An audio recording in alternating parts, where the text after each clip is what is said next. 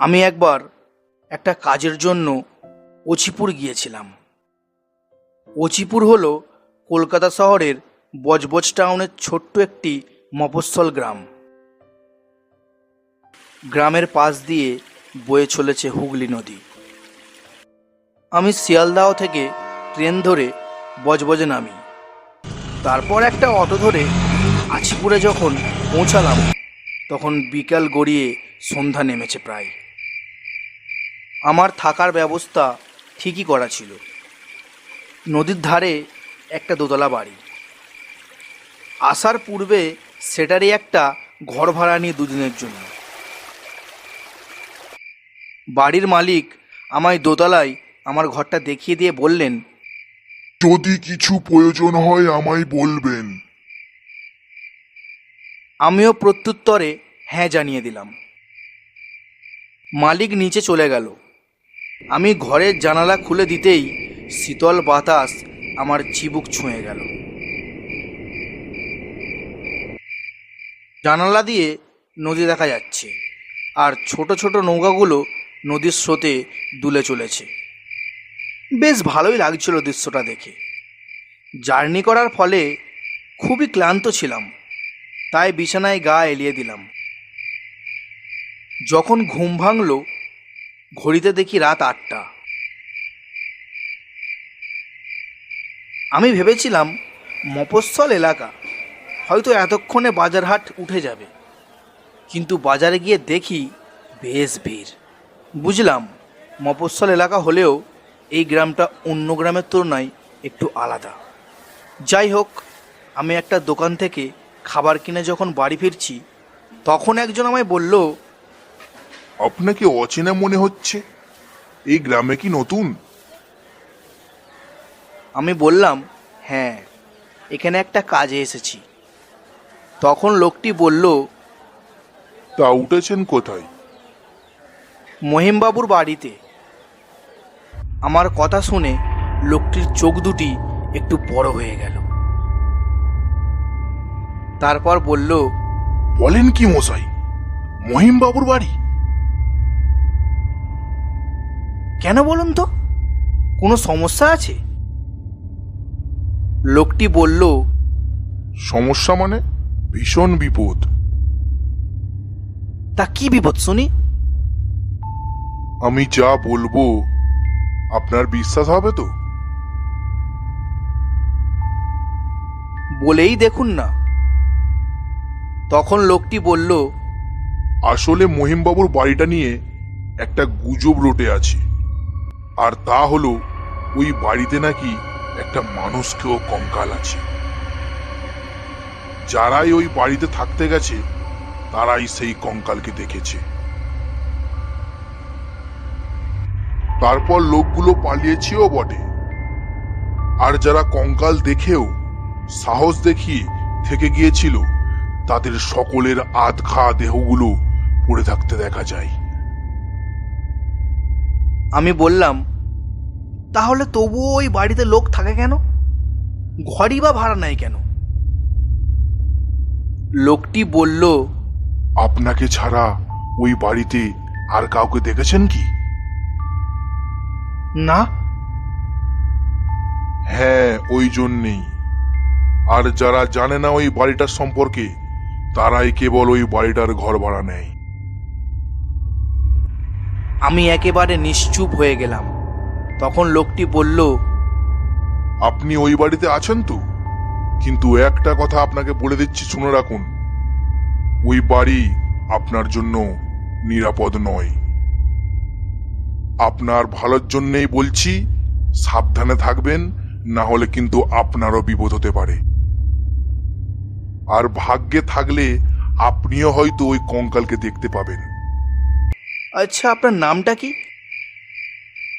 লোকটি বলল, মহেশ্বর। এই বলে লোকটি যেন অন্ধকারে মিলিয়ে গেল। আমিও নিজের ঘরে এসে বসলাম। তবে এখন কেন জানি না আমার ভয় ভয় করতে লাগলো। মুখে বললাম, মানুষকেও কঙ্কাল? তখন কত রাত হবে ঠিক জানা নেই। হঠাৎ আমার ঘুমটা ভেঙে গেল।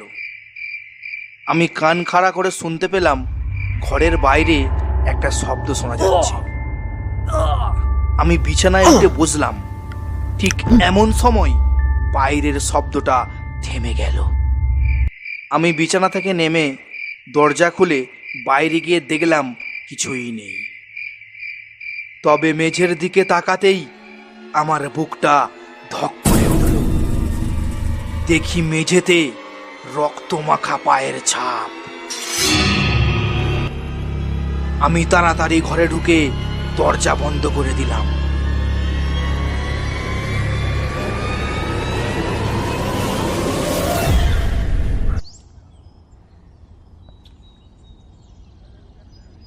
পরদিন সকালে দরজায় টোকা পড়ল। আমি দরজা খুলতেই দেখি মহিমবাবু। তিনি বললেন, বেলা তো অনেক হলো, আপনি নিচে নামেননি দেখে দরজায় টোকা দিলাম, কিছু মনে করেননি তো? আমি বললাম, না না, কিছু মনে করিনি। আচ্ছা, আপনি চা খাবেন তো? না না, আমায় তাড়াতাড়ি বেরোতে হবে, আমি বাইরেই চা খেয়ে নেব। তারপর মহিমবাবু চলে গেলেন। আবার রাত্রি এলো। আবার একটা শব্দে আমার ঘুম ভেঙে গেল। আমার মনে হলো কেউ যেন গোঙাচ্ছে। গোঙানিটা নিচের ঘর থেকে আসছে। আমি ঘরের দরজা খুলে খালি পায়ে ধীরে ধীরে যতটা সম্ভব শব্দ না করে নিচে নামলাম। শব্দটা আরো জোরে শুনতে পাচ্ছি এবার। আমি সেই শব্দ লক্ষ্য করে এগিয়ে গেলাম। যেই ঘরের ভেতর থেকে শব্দটা আসছিল সেই ঘরটার দরজা বন্ধ। তবে সেই ঘরের জানালার একটি অংশ ভাঙা। তাই আমি সেই ভাঙা অংশ দিয়ে ভিতরে তাকাতেই বুকের রক্ত হিম হয়ে গেল। দেখি একটা কঙ্কাল এক মৃতপ্রায় মানুষের দেহ থেকে মাংস ছিঁড়ে খাচ্ছে, আর লোকটির মুখ দিয়ে ব্যথায় গোঙানির শব্দ বার হচ্ছে। এবার কঙ্কালটি লোকটির হাত ছিঁড়ে নিয়ে মুখে পুরে নিল। তারপর ভীষণ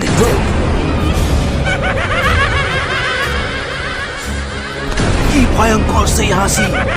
আমার সব যেন কেমন গুলিয়ে যেতে লাগলো। তারপর আমি জানলা ছেড়ে মেঝেতে দাঁড়ালাম। তারপর আবার একটা শব্দ। আমার চোখ দরজার দিকে যেতেই দেখি সেই দরজা খুলে বেরিয়ে এলো মহিমবাবু। আমি বিস্ময়ে হতবাক। মহিমবাবুর ঠোঁটের কোণে যেন একটা লাল রেখাও দেখলাম। মনে মনে বললাম, তাহলে কি মহিমবাবু? আমার গলা শুকিয়ে কাঠ হয়ে গেল। ভাগ্যিস আমায় মহিমবাবু দেখেনি। আমি এবার নিজের ঘরে চলে এলাম। ভাবলাম আগামীকাল কাজ সেরে পরশুদিন ঘরে ফিরে যাব। কিন্তু তার আগে এই বাড়িতে আর থাকা যাবে না, এটা ছাড়তেই হবে।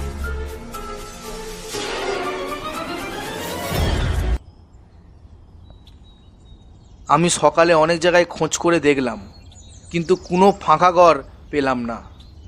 আর যেগুলো ফাঁকা এখন সেগুলো বুকিং হয়ে গেছে। তাই নিরাশ হয়ে আবার ফিরে এলাম। তারপর খাওয়া সেরে নিজের কাজে বেরিয়ে পড়লাম। বার হওয়ার সময় মহিমবাবুর সাথে দেখা হলো। তিনি তখন মাথা নিচু করে খাতায় কী সব যেন লিখছেন। আমি তাকে উপেক্ষা করে যখনই যেতে যাব তখন তিনি আমার পায়ের শব্দ শুনে আমার দিকে ফিরে তাকিয়ে হাসি মুখে বললেন, কাজে বার হচ্ছেন? আমি বললাম, হ্যাঁ। আপনার কোনো অসুবিধা হচ্ছে না তো? আরে না না, তবে তবে কি? কিছু না। মহিমবাবু যেন আমার মনের কথা বুঝতে পেরেই বললেন, বাইরের লোকের কথায় কান দেবেন না মশাই, তারা আমার ভালো একদমই সহ্য করতে পারে না। আচ্ছা শুনুন, আপনি তো আগামীকালই ফিরে যাচ্ছেন তাই না? আজ্ঞে হ্যাঁ, আজই কাজ শেষ, এখান থেকে ফিরতে পারলে বাঁচি। তাহলে এক কাজ করুন, আপনি আজ আমার সাথেই ডিনার করবেন, আপনার নিমন্ত্রণ রইল।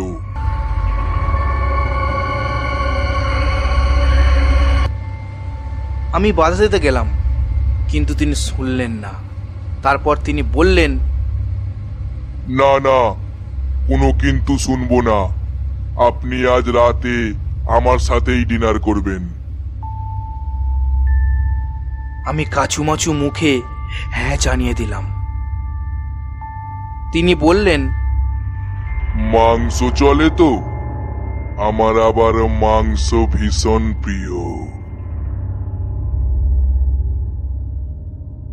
আমার বুকটা কেঁপে উঠল। বললাম, হ্যাঁ মানে ওই ওই আর কি। আজ আপনাকে এক নতুন রেসিপি করে খাওয়াবো। কি রেসিপি? তা ডিনার করার সময়ই দেখতে পাবেন। আমি ঠিক আছে বলে কাজে বেরিয়ে পড়লাম। রাত 10টা, আমি আর মহিমবাবু ডিনার টেবিলে বসে আছি। মহিমবাবু এক এক করে সমস্ত খাবার টেবিলে সাজিয়ে রাখছেন। হঠাৎ লোডশেডিং হয়ে গেল, আর আমার মধ্যে ভয়ের বাসা বাঁধতে শুরু করলো। কোনো চিন্তা নেই, আমি এখনই মোমবাতি জ্বালিয়ে দিচ্ছি। আমি বললাম, ইমার্জেন্সি নেই? আছে, কিন্তু খারাপ, সারানো হয়নি। কেন, ভয় পাচ্ছে নাকি? না না, ভয় পাবো কেন? তিনি মোমবাতি জ্বালিয়ে টেবিলে বসিয়ে দিলেন। মোমবাতির আলোয় ঘরটা যেন ভুতুরে মনে হতে লাগলো। মহিমবাবু বললেন, এই দেখুন সেই স্পেশাল রেসিপি। এই বলে তিনি একটা পাত্র সরিয়ে দিতেই দেখলাম একটা কাটা মাথা। গতকাল দেখা সেই লোকটির কাটা মাথা, চোখগুলো বেরিয়ে আছে। আমার ভীষণ ভয় করলো। মহিমবাবু তার হাতের কাঁটা চামচ দিয়ে বের হয়ে থাকা চোখগুলো মুখে পুড়ে দিয়ে চিবোতে শুরু করলো।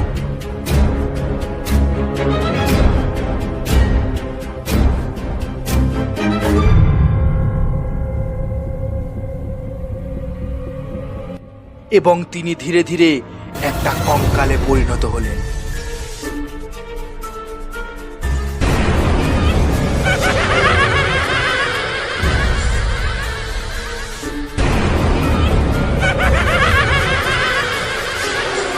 আমি ভয়ে দৌড়ে দরজার দিকে যেতে যাচ্ছি, এমন সময় সেই কঙ্কাল আমার ঘাড় ধরে ফেলল আর আমায় ছুঁড়ে দিল দেওয়ালে।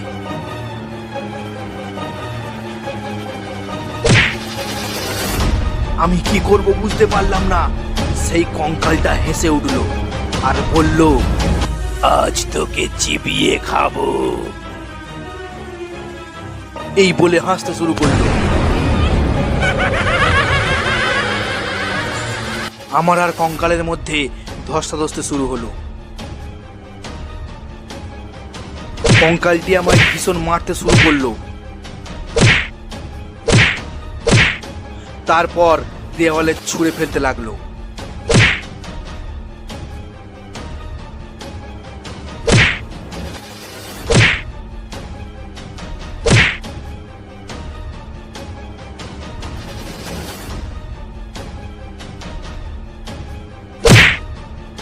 তারপর একটা লাঠি নিয়ে আমি কঙ্কালের মাথা লক্ষ্য করে মারতে লাগলাম। মারার ফলে তার মুন্ডু খসে মাটিতে পড়ে গেল। কিন্তু এ কি, মুন্ডুটা আমার চারিপাশে ঘুরতে লাগলো আর সেই ভয়ঙ্কর হাসি হাসতে লাগলো।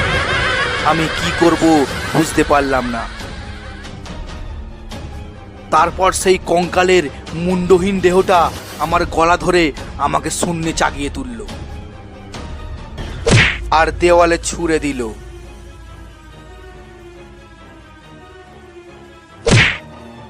ব্যথায় যন্ত্রণায় আমি চিৎকার করতে লাগলাম।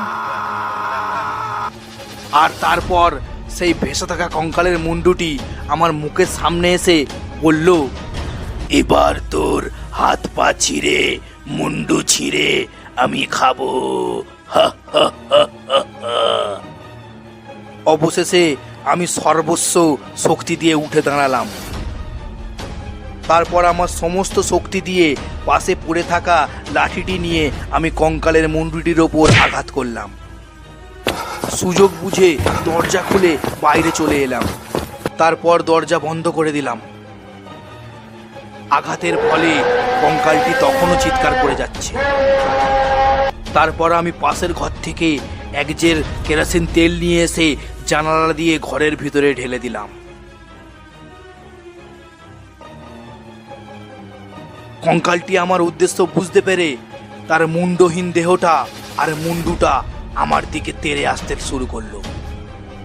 আমি ততক্ষণ একটা দেশলাই কাঠি জ্বালিয়ে ঘরের ভিতর ছুঁড়ে দিতেই কেরোসিন জ্বলে উঠল আর সঙ্গে সঙ্গে কঙ্কালটির মুন্ডু আর দেহটি জ্বলে উঠল। কঙ্কালটির কি ভীষণ চিৎকার! সেই চিৎকার শুনলে আজও আমার বুক কেঁপে ওঠে।